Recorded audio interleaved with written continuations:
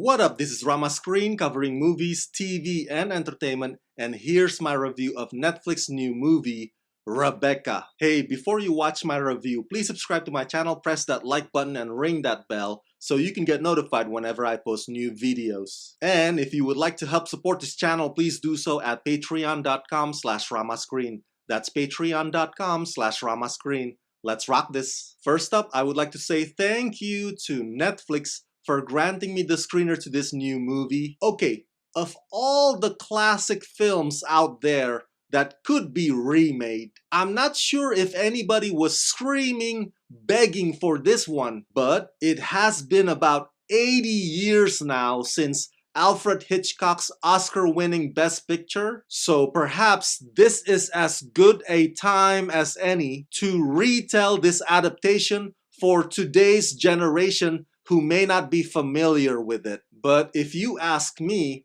do I like this new Rebecca? My answer to you would be, it's a mixed bag. I think it's a very well-crafted period piece. Perhaps it would have helped sharpen the whole mystery tone if it had kept Hitchcock's black and white cinematography. But I do enjoy how this one boldly and unapologetically embraces its colors and its sense of fashion. Very graceful and stylish. With that said, I am not a big fan of its three-part story. Based on Daphne du Maurier's novel, scripted by Jane Goldman, Joe Shrapnel, and Anna Waterhouse, and directed by Ben Whitley, after a whirlwind romance in Monte Carlo with handsome widower Maxim de Winter, played by Armie Hammer, a newly married young woman, played by Lily James, arrives at Manderley, her new husband's family estate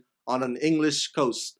Naive and inexperienced, she finds herself battling the shadow of Maxim's first and deceased wife, the hugely popular and elegant Rebecca, whose haunting legacy is kept alive by Manderley's sinister housekeeper, Mrs. Danvers, played by Oscar nominee Kristen Scott Thomas. Look, I know there's nothing to be done about the whole three-part or three-act thing since it is the story's format, but it doesn't mean that I have to like it. The summer romance at the beginning does cater to us fans of sweet flings and first loves. That old-timey fantasy tale of a rich knight in shining armor sweeping an economically struggling woman off her feet. But just when the going is getting juicy between Mrs. Danvers and the young woman, it takes a turn for the over-the-top courtroom drama. But again, as I said,